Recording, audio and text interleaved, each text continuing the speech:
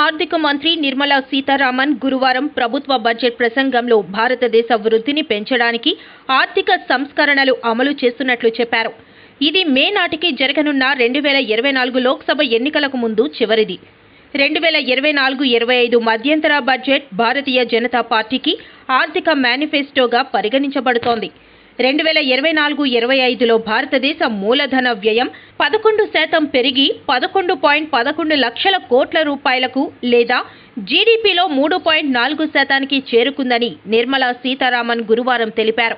బడ్జెట్లో కీలక శాఖలకు కేటాయింపులు: రక్షణ మంత్రిత్వ శాఖ 6.1 లక్షల కోట్ల రూపాయలు, రోడ్డు రవాణా రహదారుల మంత్రిత్వ శాఖ 2.78 లక్షల కోట్ల రూపాయలు, రైల్వే మంత్రిత్వ శాఖ 2.55 లక్షల కోట్ల రూపాయలు, వినియోగదారుల వ్యవహారాల మంత్రిత్వ శాఖ ఆహారం మరియు ప్రజా పంపిణీ 2.13 లక్షల కోట్ల రూపాయలు, హోం వ్యవహారాల మంత్రిత్వ శాఖ 2.03 లక్షల కోట్ల రూపాయలు, గ్రామీణాభివృద్ధి మంత్రిత్వ శాఖ 1.77 లక్షల కోట్ల రూపాయలు, రసాయనాలు ఎరువుల మంత్రిత్వ శాఖ 1.68 లక్షల కోట్ల రూపాయలు, కమ్యూనికేషన్ల మంత్రిత్వ శాఖ 1.37 లక్షల కోట్ల రూపాయలు, వ్యవసాయం రైతు సంక్షేమ మంత్రిత్వ శాఖ 1.27 లక్షల కోట్ల రూపాయలు.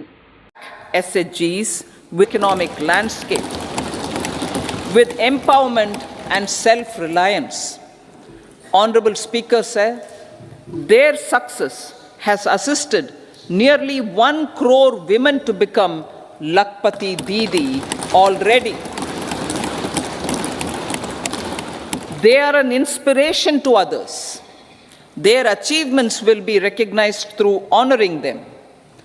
Buoyed by the success, it has been decided to enhance the target for Lakpati Didi from 2 crores to 3 crores.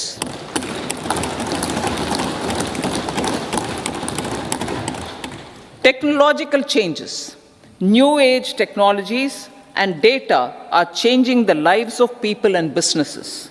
They are also enabling new economic opportunities and facilitating provision of high quality services at affordable prices for all, including those at the bottom of the pyramid. Opportunities for India at the global level are expanding. India is showing solutions through innovation and entrepreneurship of its people. Research and innovation for catalyzing growth, employment, and development. Prime Minister Shastri, Prime Minister Lal Bahadur Shastri gave the slogan of Jai Jawan, Jai Kisan. Prime Minister Vajpayee, Atal Bihari Vajpayee ji, made that Jai Jawan, Jai Kisan, Jai Vigyan. Prime Minister Modi has furthered that to Jai Jawan, Jai Kisan, Jai Vigyan and Jai Anusandhan, as innovation is the foundation of development. For our tech-savvy youth, this will be a golden era. A corpus of 1 lakh crore rupees will be established with 50-year interest-free loan provided. The corpus will provide long-term financing or refinancing with long tenors and low and or nil. I repeat that sentence. The corpus will provide long-term financing or refinancing with long tenors and low or nil interest rates. This will encourage the private sector to scale up research and innovation significantly in sunrise domains. We need to have programs that combine the powers of our youth and technology. A new scheme will be launched for strengthening deep tech technologies for defense purposes and expediting Atmanirbharta. Infrastructure development. Building on the massive tripling of the capital expenditure outlay in the past 4 years, resulting in huge multiplier impact on economic growth and employment creation, the outlay for the next year is being increased by 11.1% to 11,111 crore rupees. This would be 3.4% of our GDP. Railways. 3 major railway corridor programs will be implemented. These are energy, mineral and cement corridor. Number 2, port connectivity corridors.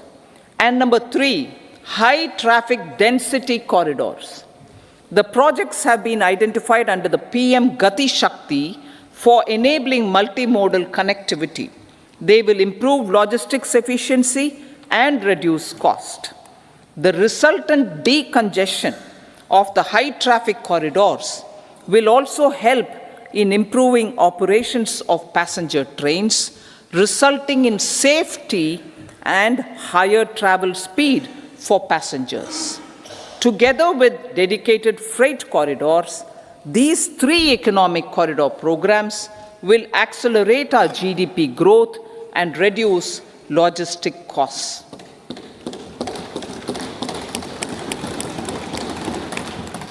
40,000 normal rail bogies will be converted to Vande Bharat standards to enhance safety, convenience and comfort of passengers. Aviation sector.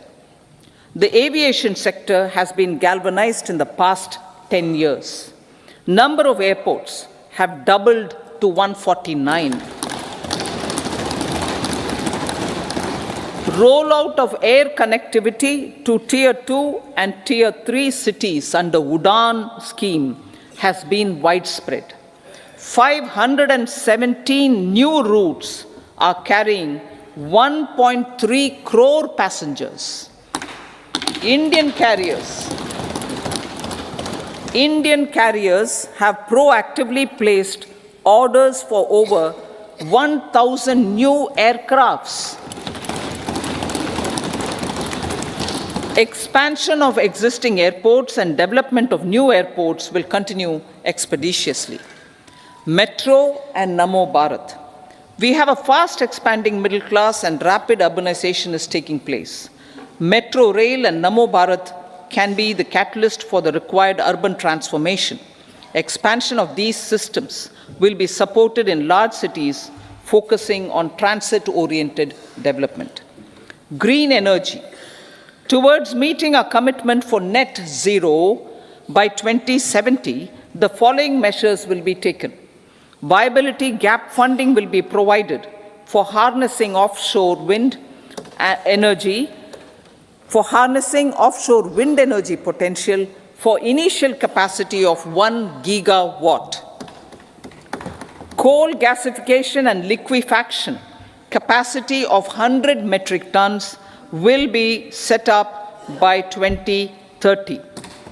This will also help in reducing imports of natural gas, methanol, and ammonia.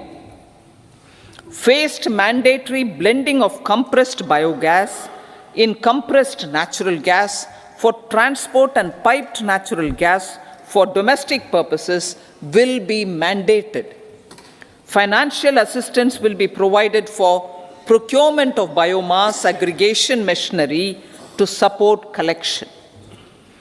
Electric vehicle ecosystem. Our government will expand this and strengthen the e-vehicle ecosystem by supporting manufacturing and charging infrastructure. Greater adoption of e-buses for public transport networks will be encouraged through payment security mechanism. Biomanufacturing and biofoundry.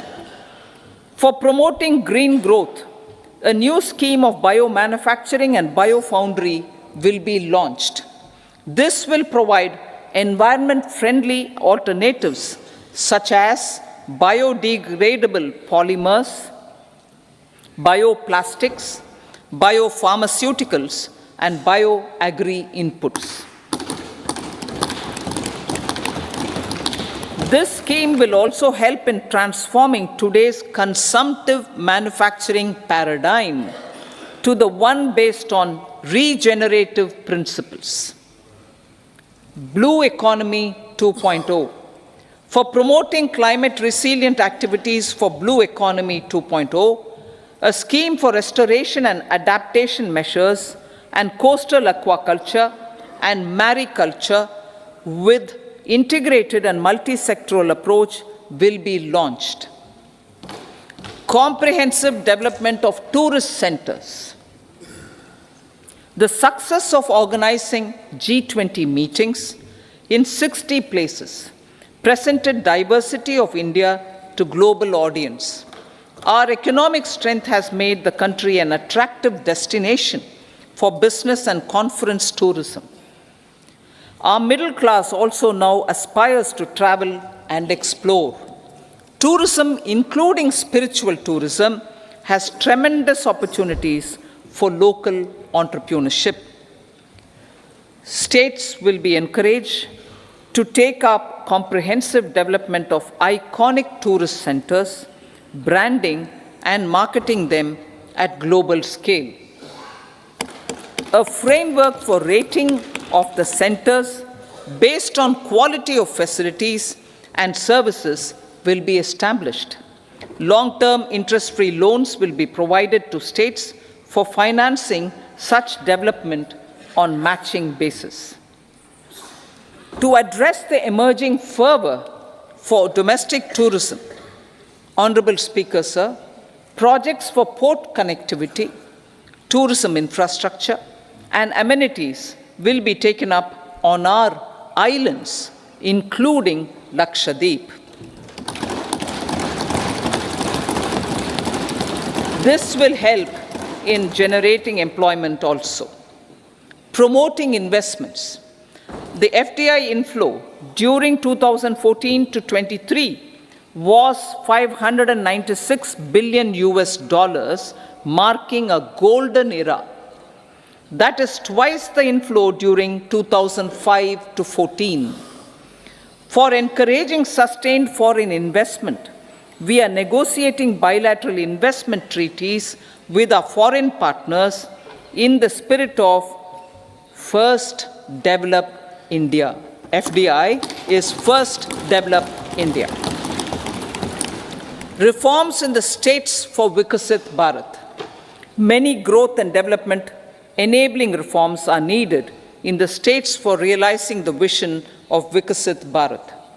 A provision of 75,000 crore rupees as 50-year interest-free loan is proposed this year to support those milestone-linked reforms by the state governments. Societal changes. The government will form a high-powered committee for an extensive consideration of the challenges arising from fast population growth and demographic changes. The committee will be mandated to make recommendations for addressing these challenges comprehensively in relation to the goal of Vikasit Bharat. Amrit Kal as Kartavya Kal. Our government stands committed to strengthening and expanding the economy with high growth and to create conditions for people to realize their aspirations. Honorable Prime Minister in his Independence Day address to the nation in the 75th year of our Republic said, and I quote, "We commit ourselves to national development with new inspirations, new consciousness, new resolutions as the country opens up immense possibilities and opportunities. It is our Kartavya Kal."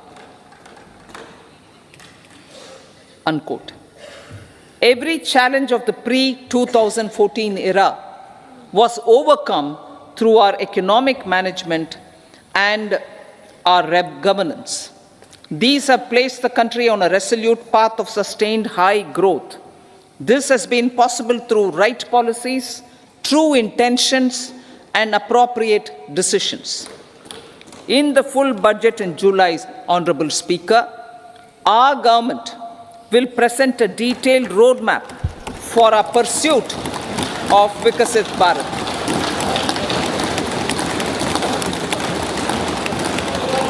Revised estimates. Revised estimates of 2023-24. The revised estimate of the total receipts other than borrowings is 27.56 lakh crores of rupees, of which the tax receipts are 23.24 lakh crore rupees. The revised estimate of total expenditure is 44.90 lakh crore rupees. The revenue receipts at 30.03 lakh crore rupees